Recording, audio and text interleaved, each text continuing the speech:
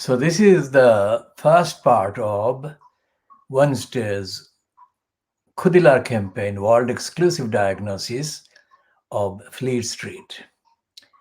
Now, anyone watching this in the last 3-4 days would know that we have been saying that the reason why the Brexiteers were being kind of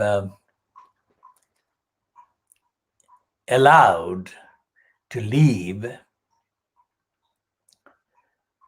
was nothing to do with the Palace coup or the Downing Street turmoil. The real reason was that Joe Biden had said that Good Friday Agreement must stand. And we also said that Joe Biden spoke very briefly about Brexit and the impact on the Good Friday Agreement. And that is exactly what is being kind of recognized without attributing that kind of prediction and observation to us by the latest edition of the fortnightly Private Eye that is dated 20th of November to 3rd of December 2020, issue number 131535. So they are doing that in their kind of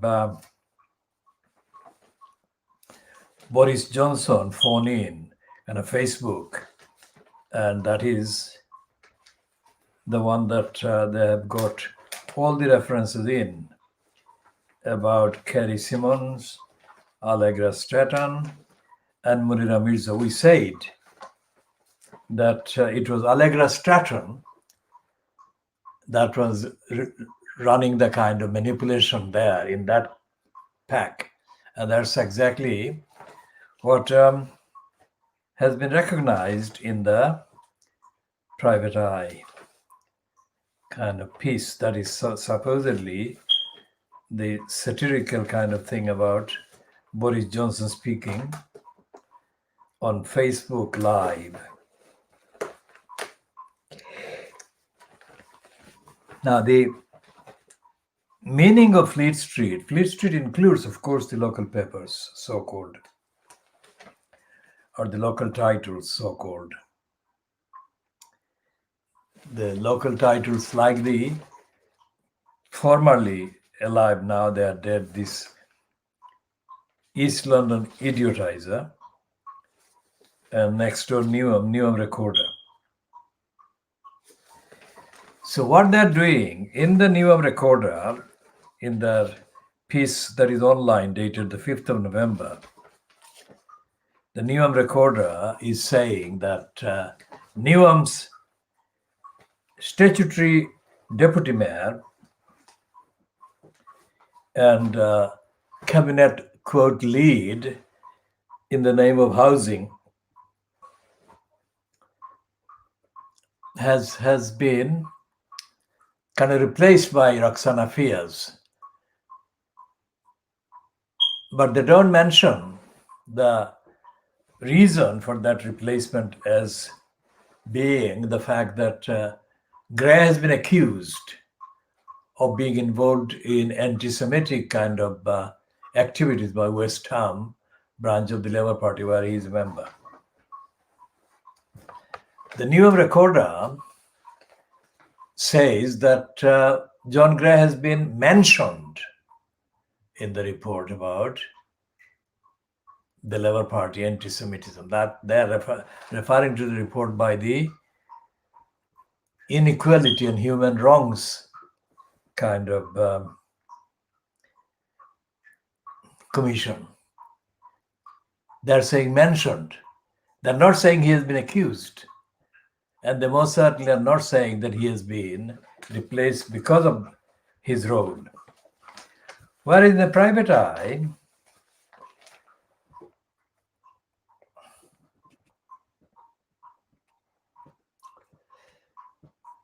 which is running the top item in this edition on Newham and on John Gray.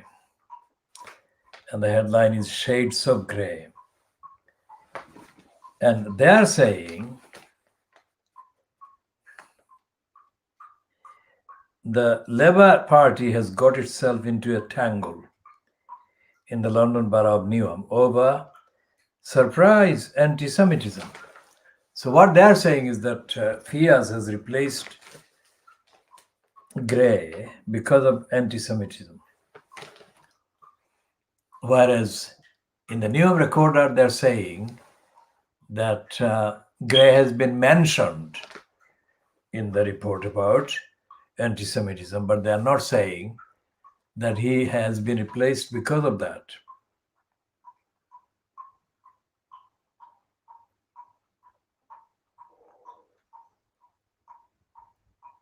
Now, there is no mention in the Newham Recorder or the Private Eye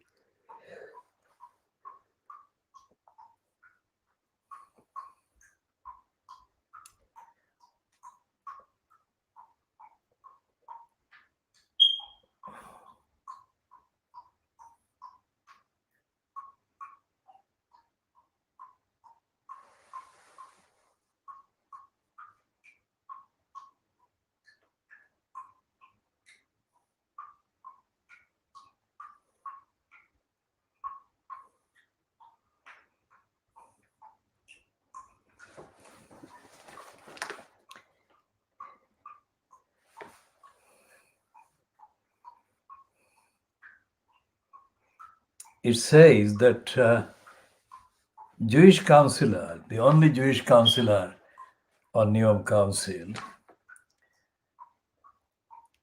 Joshua Garfield, complained about Facebook posts run by the West Ham Labour Party.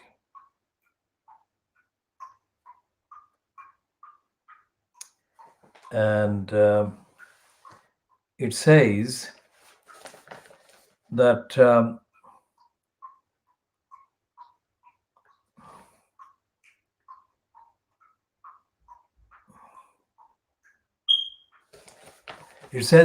Roxana Fiaz herself kind of narrowly escaped being equally accused because she has covered her back, as they say, by appointing a kind of investigation into the role of West Ham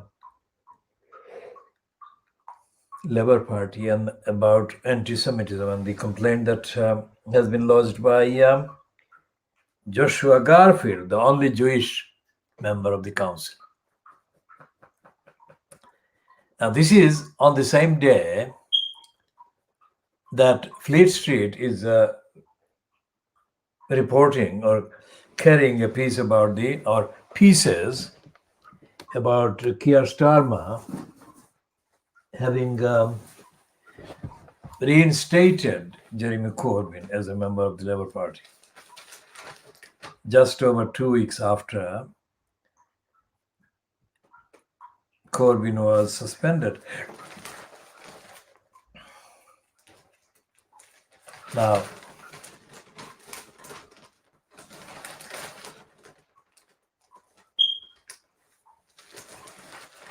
there are things in the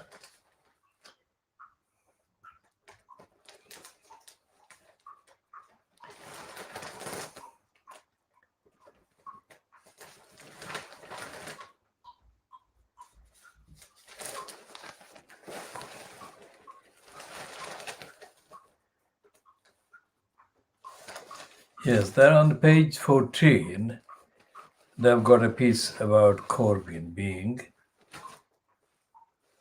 allowed back into the Labour Party.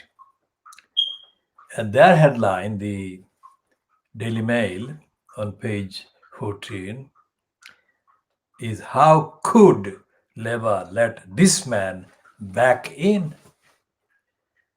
Now, that kind of headline would suggest that Corbyn has been accused of being responsible for some heinous crime and found guilty by independent tribunal or something of committing the alleged heinous crime. But what he's kind of photographed as doing is attending an event where Corbyn holds a wreath in 2014 near the grave of the Munich terrorists.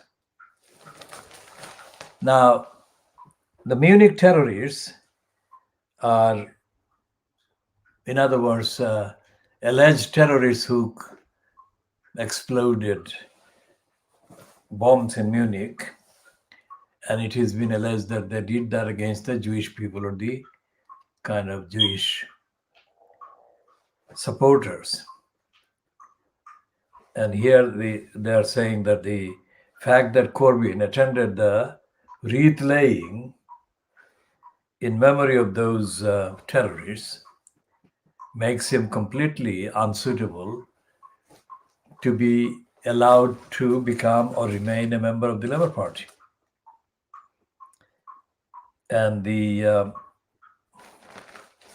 banner headline above the splash headline, if you like, on top of that one, how could Labour let this man back in?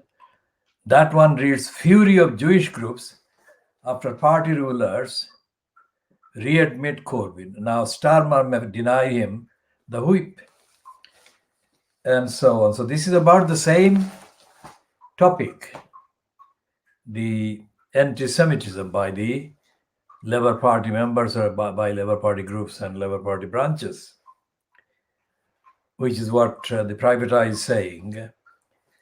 The West Ham Labour Party was involved in, and John Gray, a member of the West Ham ward and a member of the West Ham Labour Party, has resigned after being reportedly condemned for his tolerance of the anti-Semitic, anti-Jewish activities or attitudes or opinions of the Labour Party, West Ham Labour Party, through their Facebook account. That is not what the Newham Recorder said on the item dated 5th of November 2020. And in neither Private Eye nor in the Newham Recorder, nor indeed in the original report published by the Inequality and Human Wrongs Commission that led to Starmer kind of staging a stunt and suspending Corbyn's membership of the Labour Party for the 17 or 18 days. In none of these reports is there any reference to the role played by either MPs or councillors in delivering service that are owed by the council or by the government, by parliament, by state, to people on various issues, and especially in the case of the local councils such as Newham, the overwhelming majority of the various kind of state support are supposedly being delivered by the local council, which is Newham. Welfare benefit, housing benefit, local housing allowance, etc., etc. But in each of these categories and other categories that the councils are given the powers to make decisions, the employees making the decisions are making absolutely corrupt decisions, illegal decisions, criminal decisions, and dishonest decisions. And there is no remedy. There is no remedy for the victims of these decisions in any shape or form, whereas a post, a social media post, or a number of posts about a group of persons who identify themselves as Jewish, that is being treated as extremely serious, although most cases, no individual has been targeted for any attacks, but the group has been, according to these claims, targeted for attacks or denial. Underneath all of that lies the fact that the Labour Party, despite the fact that it was kind of founded in East London, Newham to be particular, and to correct the kind of balance or imbalance, if you like, and to redress the kind of balance, allowing the people of the deprived kind of categories parity of entitlement and recognition.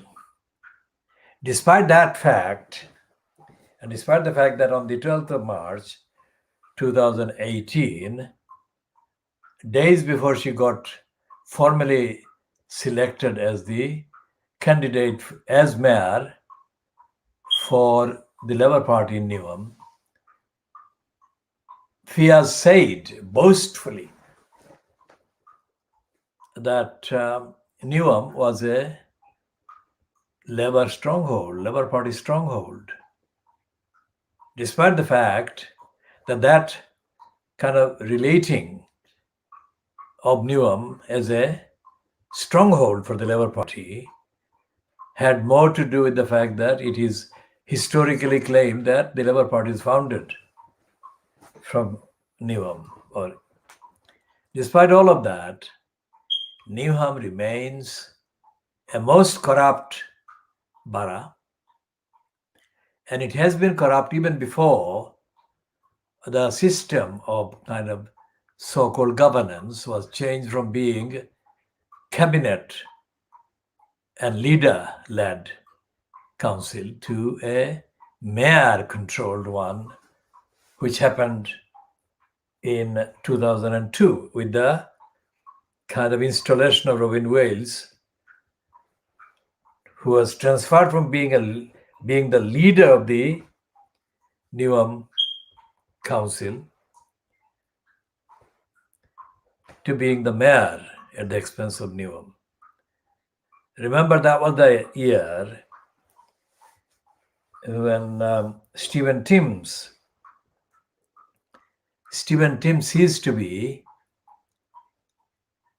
the leader. I mean, in that period that preceded the installation of Robin Wales as the mayor, Stephen Timms ceased to be the local councillor and leader of the Newham Council. That happened a few years before the 2002. And since 2002, no Newham councillor, including John Gray, has once made one single political pro-democracy, pro-accountability statement.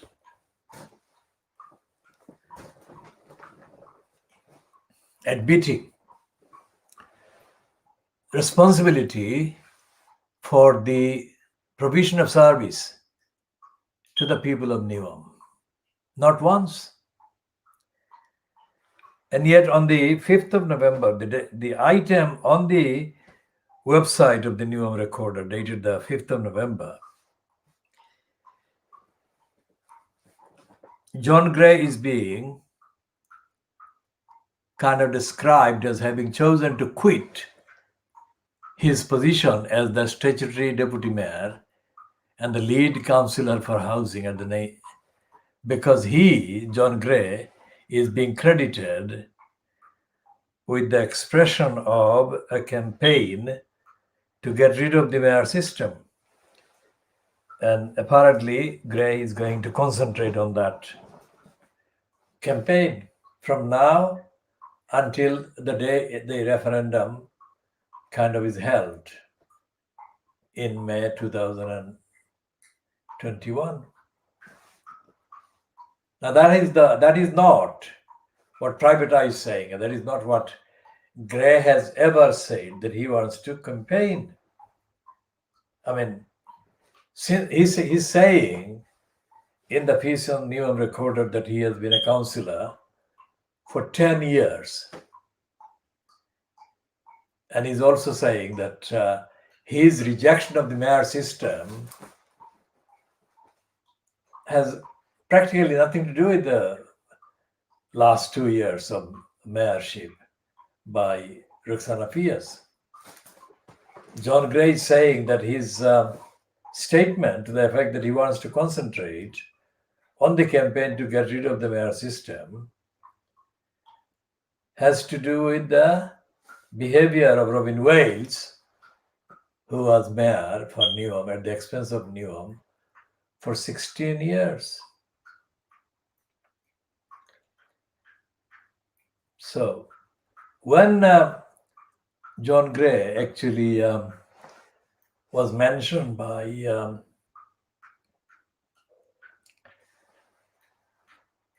this investigative reporter as one of the kind of plotters, along with Rukhsana Fias and another one, against the mayor system, against the mayor Robin Wales. Their plot starting in 2013. These are all mentioned in the diagnosis of the corrupt post. So when did John Gray realize how bad this elected mayor post was? The answer has to be that no one will ever know, because John Gray, on the records, is another liar. Now here is the kind of subjective attribution and quotation of relevant pieces that have been written and kind of put on the record. John Gray has never been critical of Robin Wales. By critical, I mean critical on the real depth of the corruption that Newham Council was sunk in during Robin Wales's kind of tenure as elected mayor from 2002 until 2018.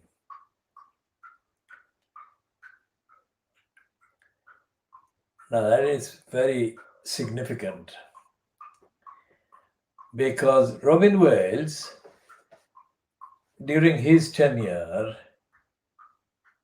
did a number of things that went directly against the policies of the Labour Party, locally, regionally, internationally.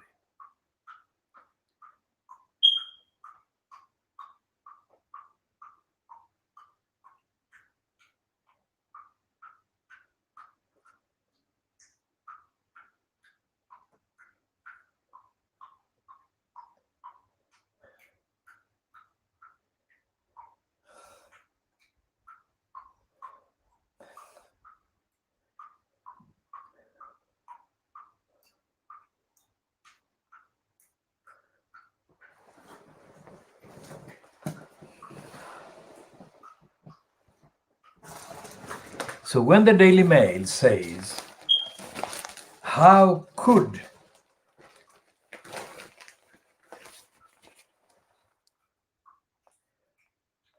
Labour let this man back in? It suggests that he has committed some serious crimes.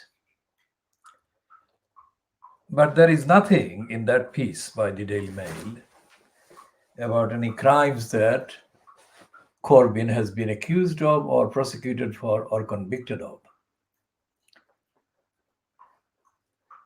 And the fact that they can do that, and they can do that in the expectation, realistic expectation, that Corbyn will not kind of hold them to account for this kind of hateful piece. That is absolutely realistic, because the Corbyn won't. And the fact that he won't is proof that Corbyn lacks the necessary intellect. That is the point.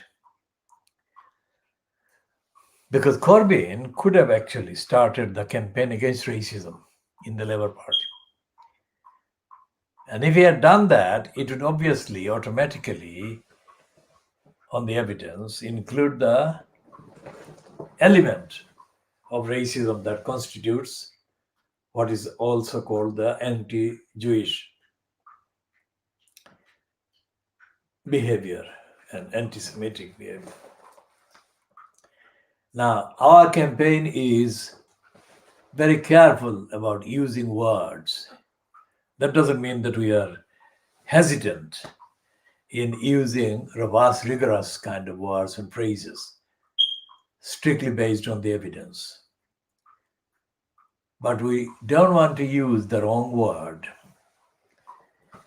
when the wrong word would totally distort the meaning, the context, and the references. So, anti-Semitism is not the right word, because, as I said, anti-Semitic also refers to large numbers of Arab people who are of Semitic origin and Semitic background and are Semitic in that way. So if you refer to anti-Jewish, then it becomes unambiguous. But if you say anti-Semitic, then it becomes ambiguous, and it's so much less clear.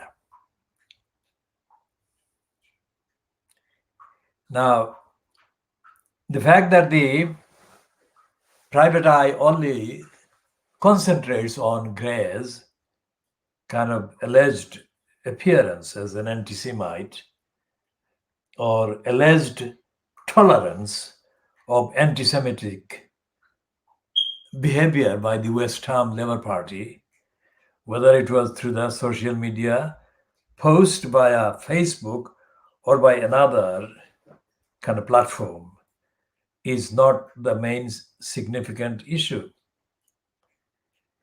The main significant issue is they are not talking about his role as a statutory deputy mayor and what he did in terms of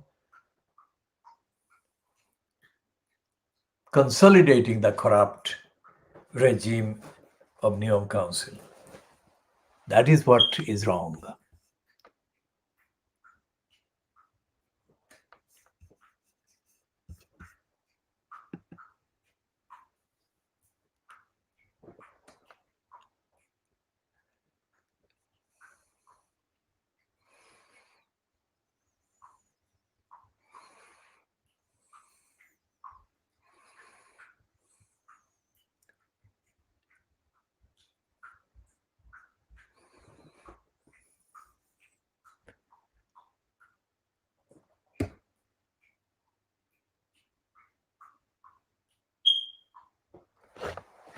Because they are not talking about any of the problems of poverty, unemployment, housing, homelessness that actually dominate the community in Neom.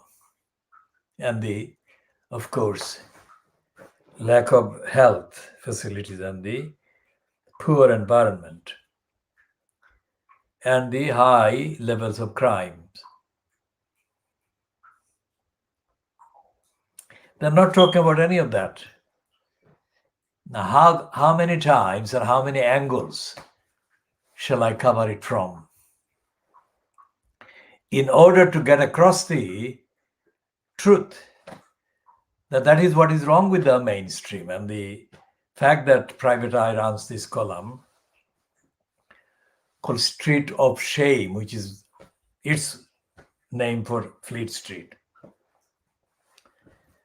And it points out various goings on at various newspaper offices. But it doesn't. The street of shame is confined to what is shameful to private eye or those who constitute the private eye regime. It doesn't make any difference to the private eye regime whether the councillors tell lies, commit crimes, or whether they collude with the criminals, making the decisions in the name of the council. And that is not something that ever gets reported by Fleet Street. What we are saying, therefore, in this world-exclusive Khoodeelaar diagnosis of Fleet Street is that it is really world-exclusive, in that we are introducing very important fundamental issues that shouldn't have to be formally explained or introduced. They should have been part and parcel of the ordinary, regular behavior and role of the Fleet Street so-called mainstream papers. But the fact that we have to introduce and explain this shows that the Fleet Street papers are not functioning as basic newspapers. And the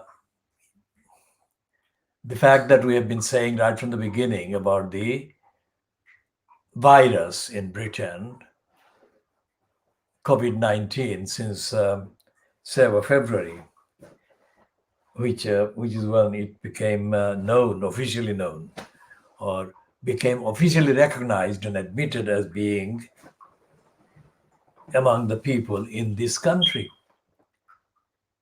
They are not talking about the various stages of the virus, how it functions, how it works, how it infects people, and all the details. That is what is never mentioned in the papers. Yet there are, for example, as I said in the Daily Mail, pages and pages and pages about the COVID-19, but it's not about the actual thing.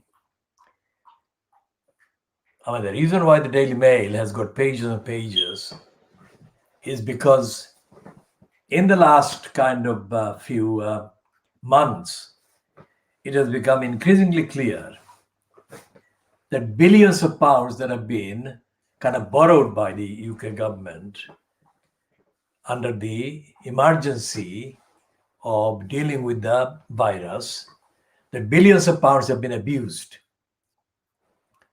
which is what we have been saying. We have been saying from the start of this. Rishi Sunak, who is the finance minister of the UK, in the Boris Johnson-fronted cabal of a government. So what they're saying, the Daily Mail, is that billions of pounds have been misused. Now, it's not something that's said first. We have been saying that crooks have taken over control of the money, huge money, billions of pounds that have been kind of raised in loan, kind of public sector borrowing, kind of this public sector borrowing requirement, so-called, is the mechanism that capitalist kind of governments and regimes use to raise debts, borrow money for the state from various private sectors and private sources. So this time the borrowing requirement has been raised exponentially, and it is during the pandemic crisis that the UK's public borrowing has exceeded 2 trillion pounds. 2 trillion pounds for the first time, which must have happened after billions and billions and billions have been raised and spent. Now the question is, who got the money and on what basis of independent expertise and actual application to the lives of people have they been getting these billions.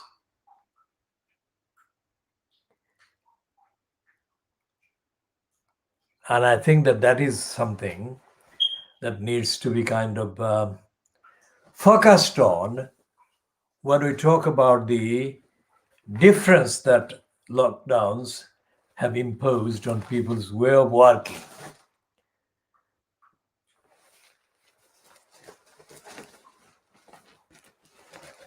Now, the Daily Mail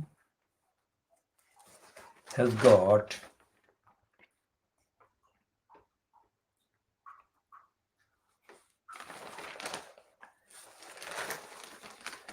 Boris's electric car revolution. Now, although Boris Johnson has been pictured as being a hand-packed kind of stooge of Carrie Simmons and Allegra Stratton and Munira Mirza, to his peddlers, like the Daily Mail, despite all these, they remain dedicated to perpetuating the lie that he's a Superman. And they drop in the word like revolution. Boris's electric car revolution.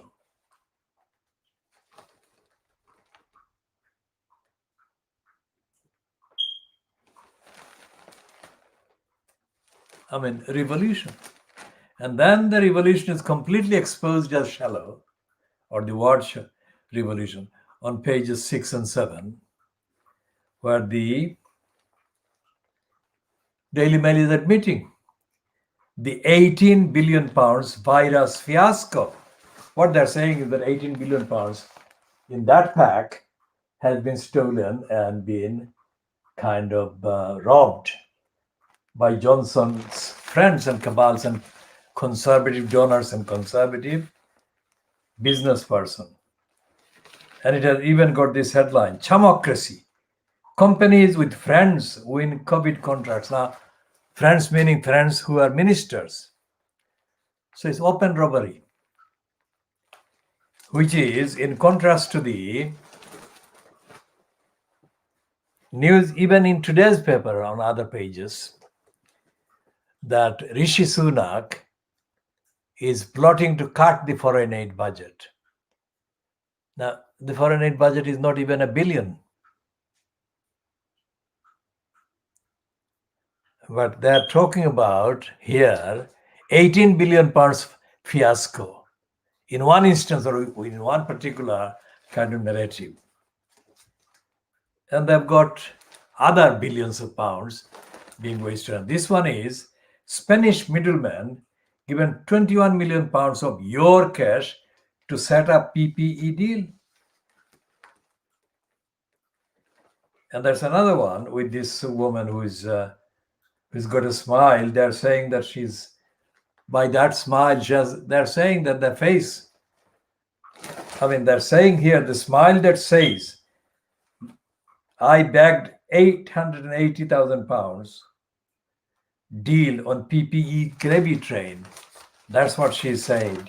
She's kind of said on the front page, and inside with the same smile, same face, same picture, they're saying 12 billion pounds Wild West bonanza.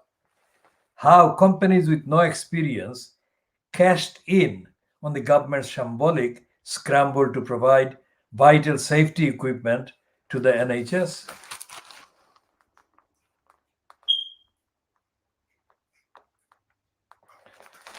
So it's open robbery. It's not kind of considered, likely, suspected, whatever. It is actually happening. It happens, and it is based on the evidence of the payments and the transactions that they're writing this. And they've got another 2-page spread about the elderly people, victims of the COVID, that were robbed of the last loving hug from their relatives and loved ones and the family members. So what the picture shows is that there is no competence, there is no integrity, there is no accountability. It's a looter's regime, it's a looter's society. While they're supposed to be talking about COVID, remember? They're talking about it, but it's not. It's not talking about how the virus behaves, how the virus actually acts, and how the virus could be definitively dealt with and stopped. It's the references are high kind of octane, that is highly powerful words and phrases they're using. But these highly powerful words and phrases are emotional in order to charge the emotion, charge the narrative, the commentary, the coverage with the emotional fuel so that people would feel emotionally engaged. That is not engaging people with the actual solution. First of all, actual identification of the virus, how it affects people, and what are the stages it goes through, and how to end it. So it seems that the entire government of Boris Fonseca and the cabal has been hijacked by these varieties of interests that are actually struggling and the kind of vying, competing with one another for the loot, a share of the loot of billions and billions and billions of pounds. Now remember what we said about the Daily Star. For weeks we've said that it has been treating the whole virus thing as a comic book kind of thing. We may not have used the expression comic book, but we have used the expression as a comic. Now here is the Daily Mail on 2 pages spread saying comic book baddie Cummings gets a bashing from the Beano. Well, that's what they're kind of catching up on. And the Beano is a magazine of comic cartoons. And they're covering that in full. And there is, of course, underneath that a double page spread, Cabinet Christmas Clash.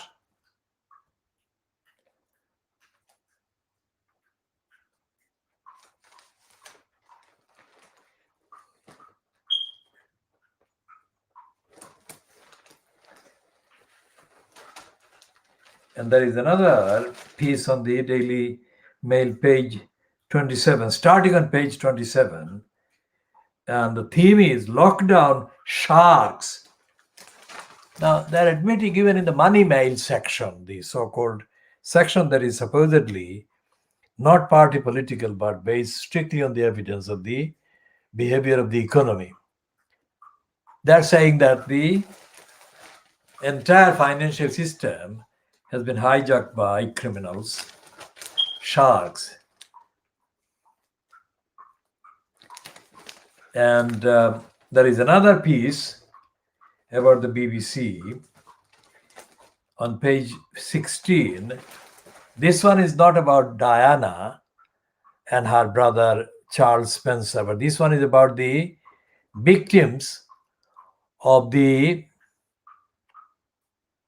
British GP, general practitioner doctor, called Harold Shipman, and the massacres of patients that he committed. And here in the headline on the Daily Mail, it says, Bashir lied to the families in Shipman case.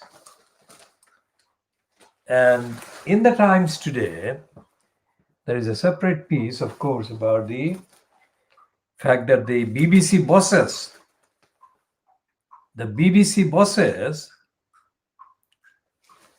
lied about the Bashir lies about the Diana interview that he secured by falsifying and forging bank accounts, bank statements. Now, those bank statements were forged to create kind of the appearance of evidence that a third party, a pair of third parties, if you like, fourth parties, two other persons were engaged in kind of spying of some sort, or one was engaged as a spy and another was engaged in a similar kind of task.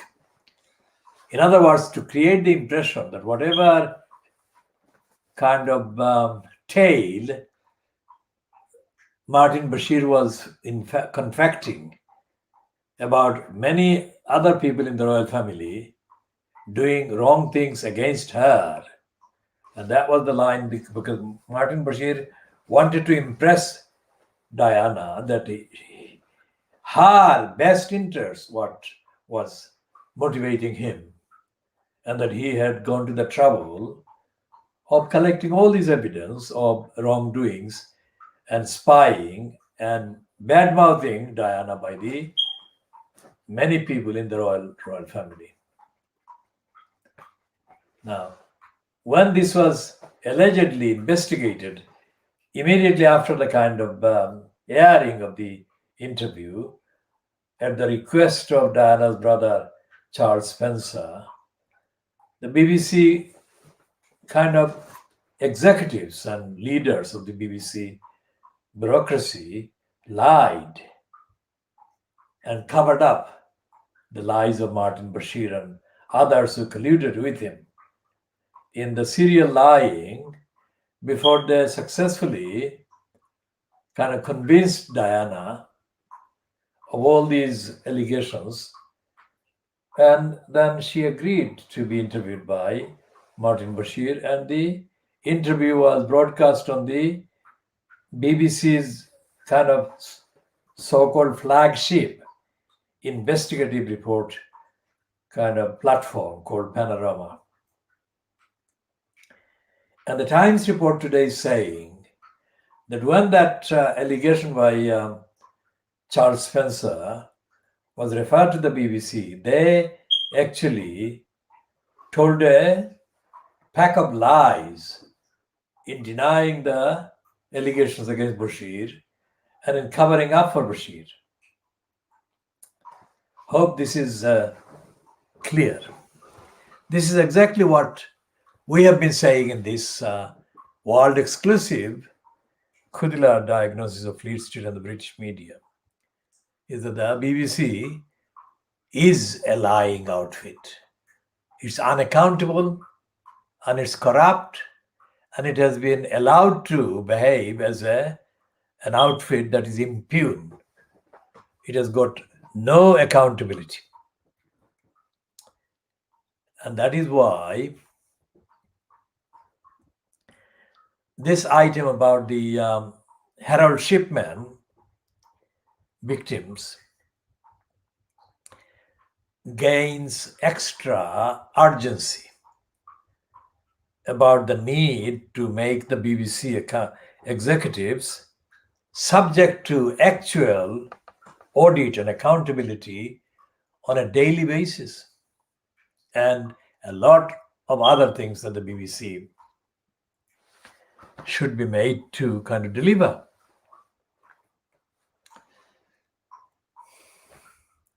So the Fleet Street does not include the Communist Party morning scar, which we have collected today, about 2 weeks daily ones that we have collected. We shall be kind of holding some of them up there. As we have said, this is like a placard.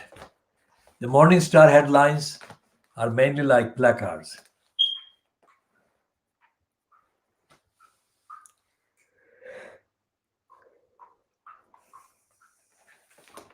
The Morning Star remains totally committed to Brexit. And it's saying that the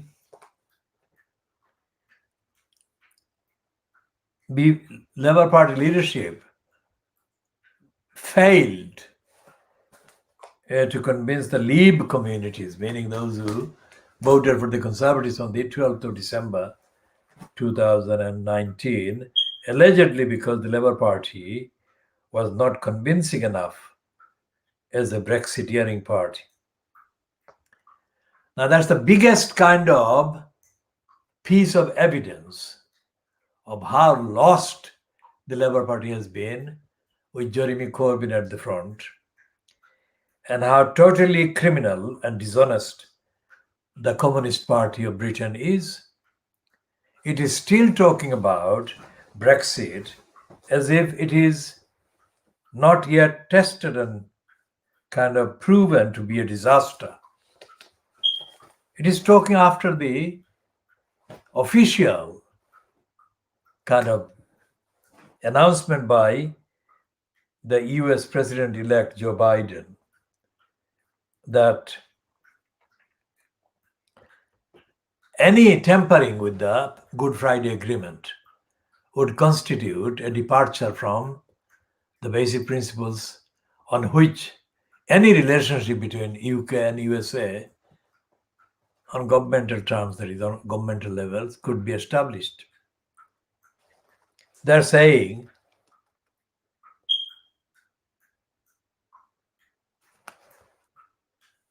they're confusing Brexiteers with workers. So that's the morning scar of the 13th of November 2020, last Friday.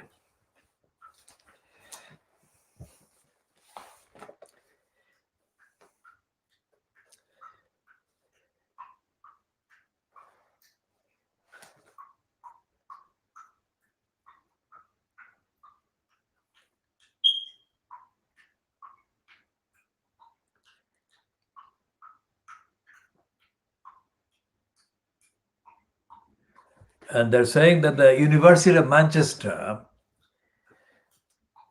one guard on a campus on the University of Manchester,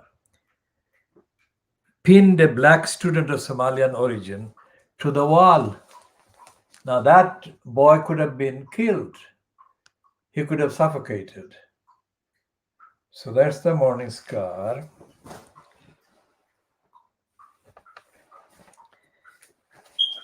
And morning scar on Saturday, Sunday, that is the weekend edition of 7 to the 8th of November 2020 has this.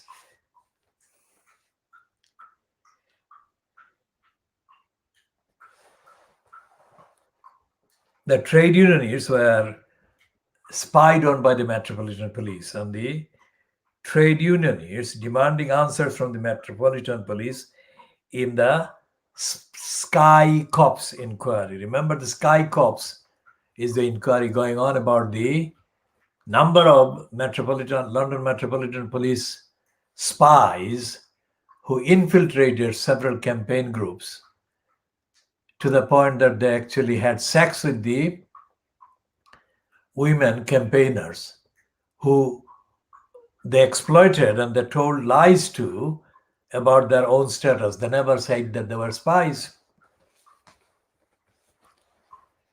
So the inquiry is going on, and that was the inquiry, part of the inquiry, where the parents of the victim of the racist murder of April 1993, Stephen Lawrence, presented their evidence through two licensed law traders, one being a former solicitor, now elevated to various manipulations to the status of a higher earning QC, Imran Khan, and a white woman, QC, called whatever she represented, Stephen's father, Neville Lawrence. Both parents separately gave evidence through their lawyers, licensed law traders, totally expressing identical kind of opinion about the racist failure to prosecute the criminals and the racist failure to disclose to the parents why the Metropolitan Police spied on them and what they actually collected, what data they collected. And it has been 27 years since the racist murder of Stephen Lawrence. And for 27 years, Stephen's parents have fought for the truth from the police, and they have been denied the truth. They have been denied the kind of support and the cooperation, and most certainly the trust by the police. The police suspected them, and therefore both the parents were spied on by the police, the Metropolitan Police. So this is not something that has any kind of prominent coverage by the media. Of course, the Daily Mail has covered it, but that is not to the extent that the Daily Mail would have covered it if it was a couple of white parents going through the same thing. And there is an anti-Trump piece on the Morning Star of the 5th of November.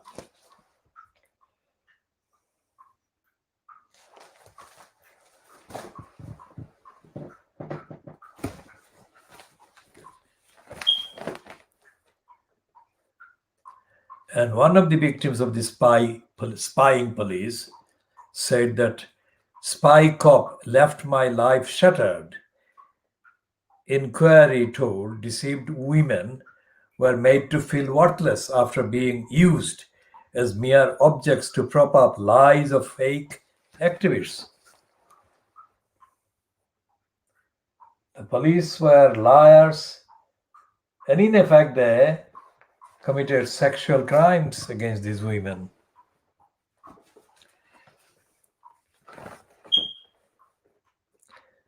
And the Morning Star has got on the 11th of November, Wednesday, last Wednesday, a week today, the redundancies of small companies at record high. Now, this is not something that the Daily Mail or the Star is highlighting, let alone in campaigning about. They are campaigning about Christmas, not against poverty.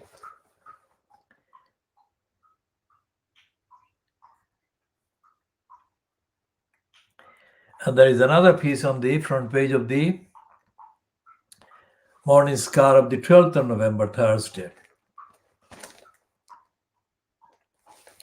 which said the Black Lives Matter protest, policing was racist. Study slams systemic that is Metropolitan Police discrimination.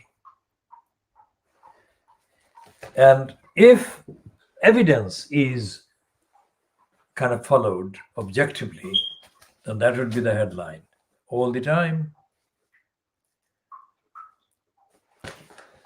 There is another one about students protesting against discrimination.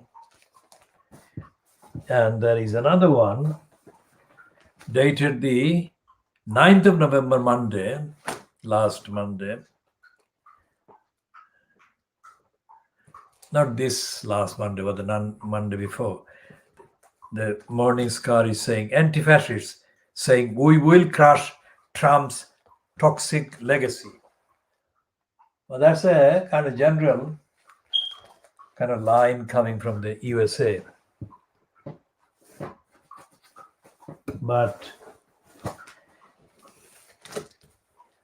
And there is another one in today's paper, Wednesday, the 18th of November, 2020. And the Morning Star is saying the top spy police went on to work for blacklist firm.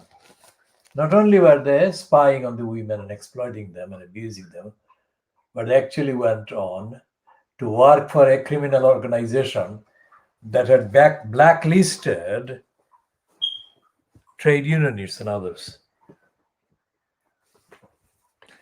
In contrast to the Morning Star, the Scum is celebrating 5 days of Xmas, that it seems that it has kind of obtained concession from the Boris Johnson.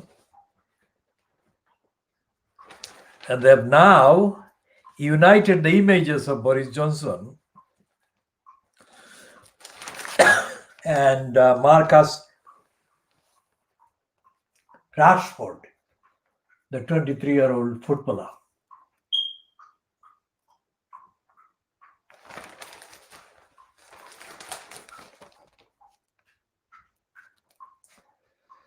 And the Morning Star is also saying that Johnson will, what will he do?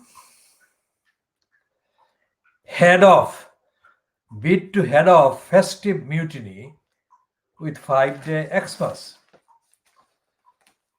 I mean, mutiny is about the protest that the lockdown people opposing lockdown would stage. And they're giving credit in advance to Boris Johnson for delivering Christmas, as if he has invented Christmas.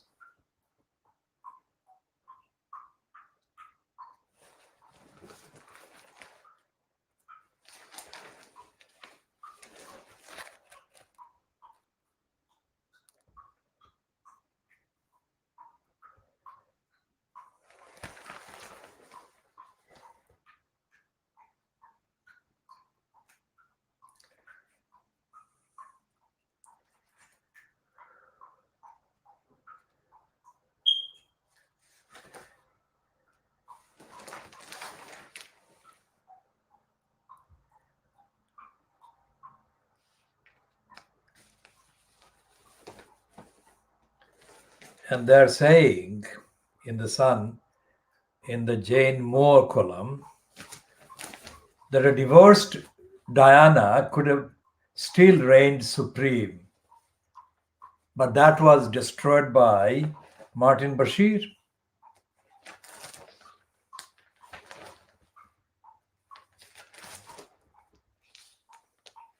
And as I have said before, Diana was very ill-advised to talk to Bashir at all.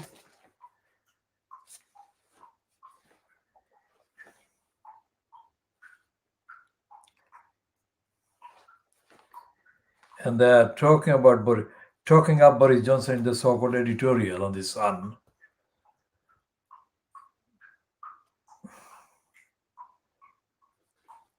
And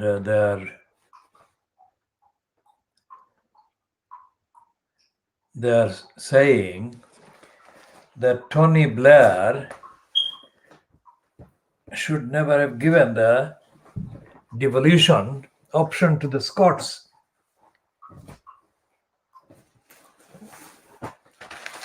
And they're saying that Boris Johnson would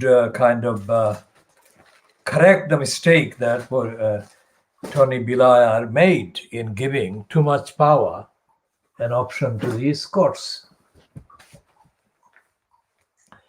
So the agenda is to restore Boris Johnson, rehabilitate him by any means, by any kind of confection.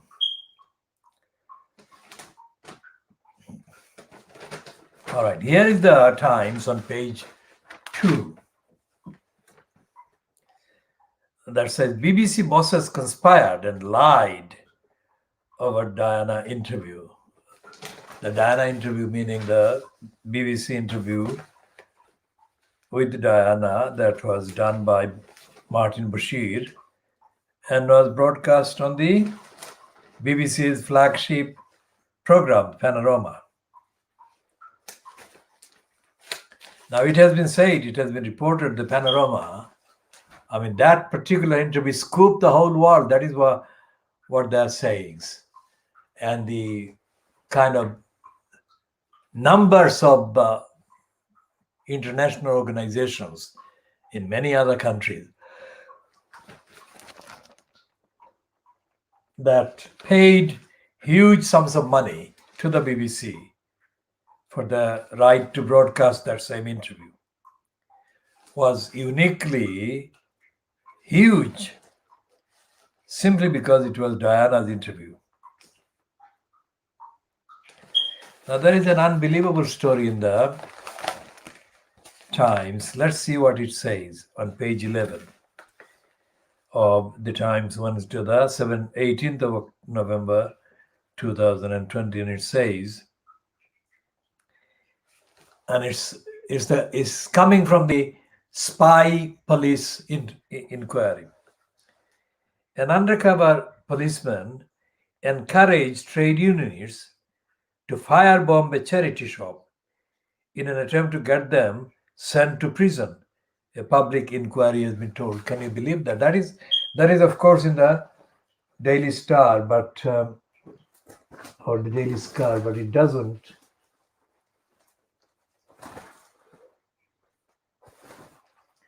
It didn't say that thing about the police plot to frame these trade unionists as part of a conspiracy to send them to jail. Why?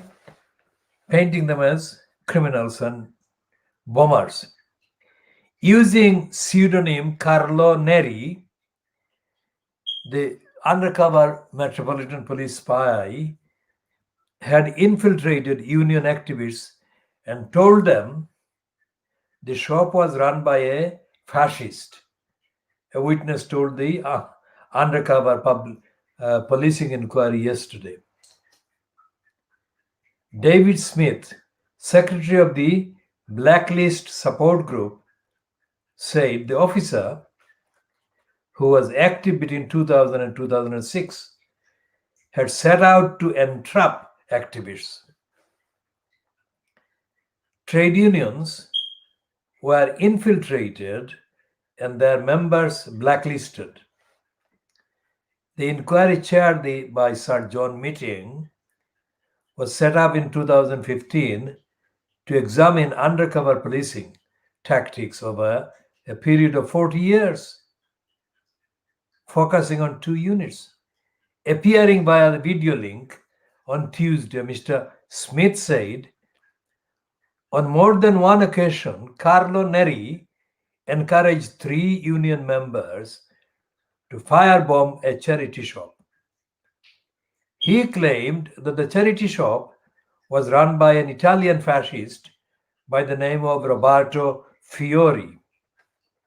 Mr. Smith accused the officer of being an agent provocateur who deliberately set out to entrap those trade union activists and to get them sent to prison. The union members had refused to have anything to do with it. Mr. Smith added, because despite the apparent hopes of the undercover officer, they are not terrorists and never have been terrorists.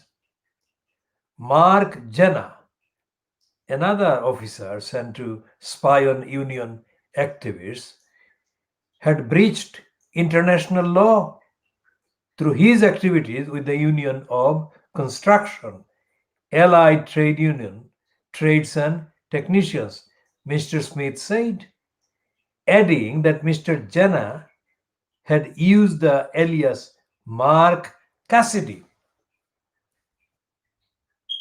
For the record, we accuse Mark Jenna, and from Mark Jenna, the British state, of deliberately interfering with the internal democratic process of an independent trade union, he said. This is in direct contravention of international law that has been ratified by the UK. Remember all the treaties and agreements that we've been talking about that have been absent from every part of the UK state, despite the fact that there are 14,000 treaties, agreements, charters, conventions that the UK has been a member of, according to the website, treaties website. And so therefore there is open. If the police if the BBC are found to be conspiring and found to be kind of lying and entrapping people, where do people go for remedies against corruption, against criminality, against crime? Now, today's Guardian, it has got a kind of artificial intelligence piece which says that Amazon may make workers obsolete. And the other one is the Guardian is saying that it's revealing that personnel kind of, what is this thing called?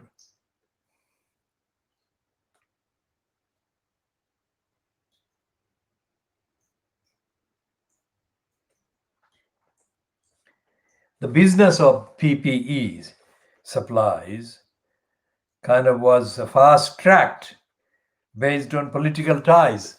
It's not political ties, it's ties with the conservative party politicians.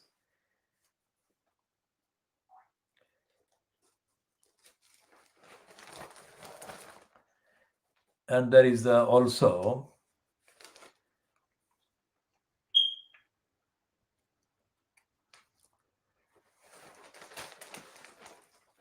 a piece about the finance minister, Rishi Sunak, being reportedly in line to profit from the share prices on the drug, Moderna drug.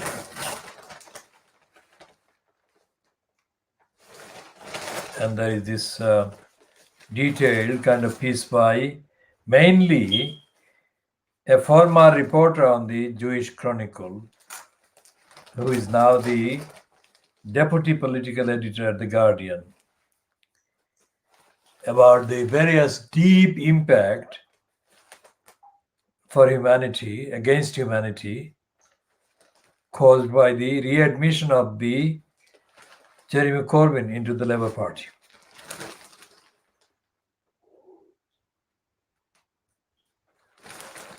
And there are other kind of comments about Johnson's comments against devolution. It's not just the Scottish people that are shocked by Johnson's comments against devolution. That was kind of introduced by the Labour government, fronted by Tony Blair. As the Welsh people are outraged by Boris Johnson as well. The point is that Boris Johnson doesn't believe in a United Kingdom.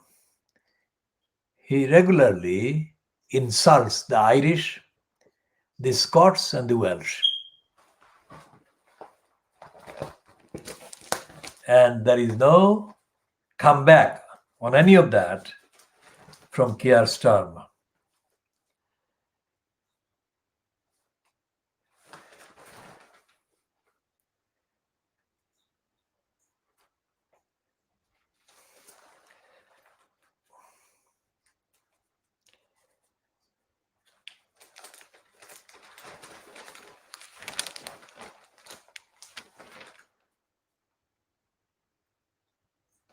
And the Boris Graf actually admits that Tories in Scotland may split from the UK Conservative Party after Johnson's devolution remarks.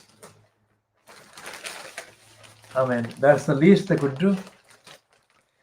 And the Boris Graf main page one headline is that Keir Starmer is under fire for allowing Corbyn to be readmitted to the Labour Party.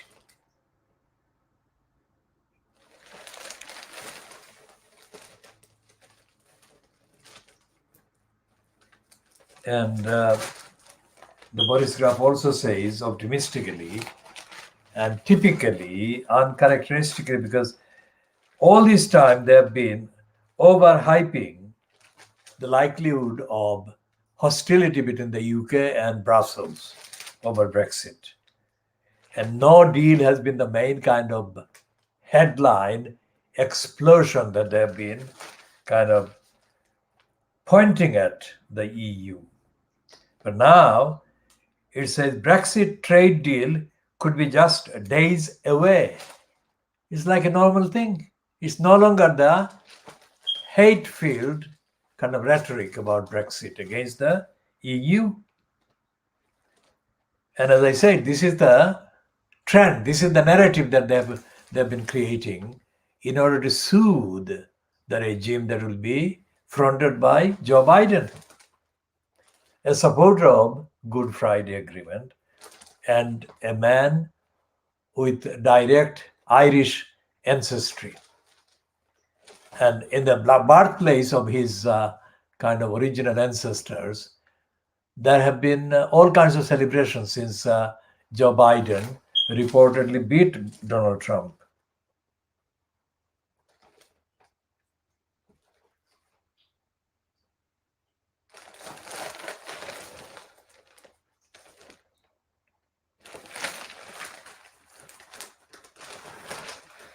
So the Scottish Tories may split from the UK party after Johnson's devolution remark.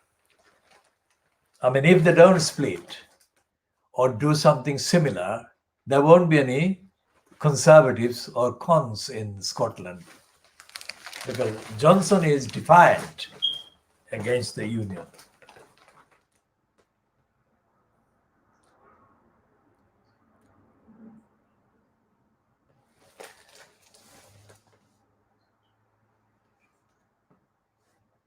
And there is a promotion for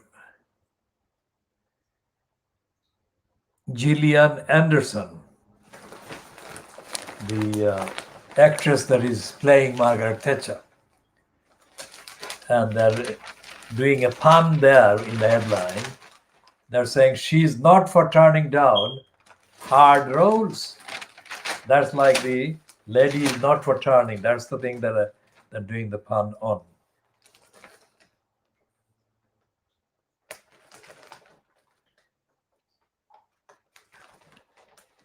And there are other evidence-based reports about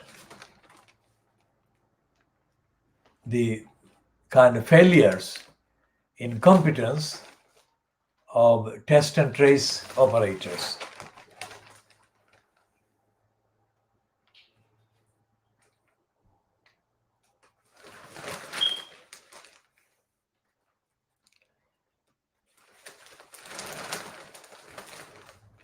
And the £10,000 fine for breaking lockdown has been temporarily suspended amid fears of legal challenges. Now, that is a rare kind of admission of the existence of legal challenges to illegal government behavior.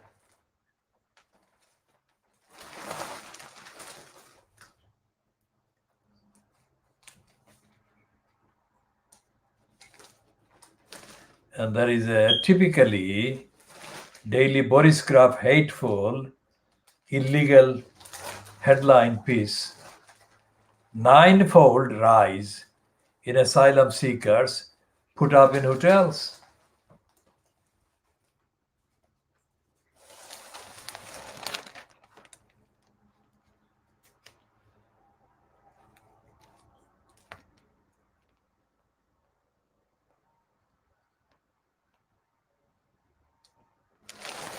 And it's also reporting that Trump is about to announce large numbers of troops, American troops, to be withdrawn from Afghanistan and 500 from Iraq.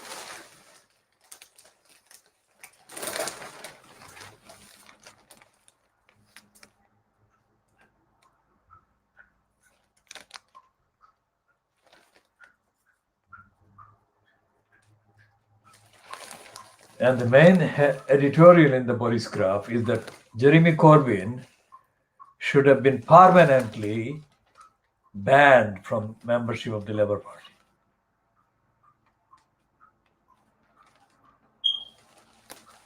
And here in the Boris graph also a piece by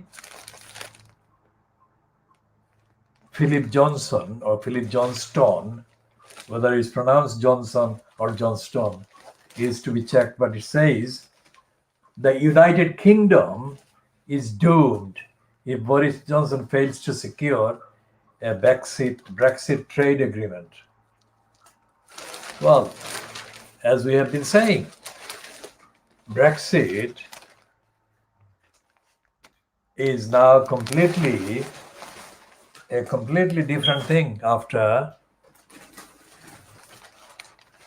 Joe Biden defeated Trump.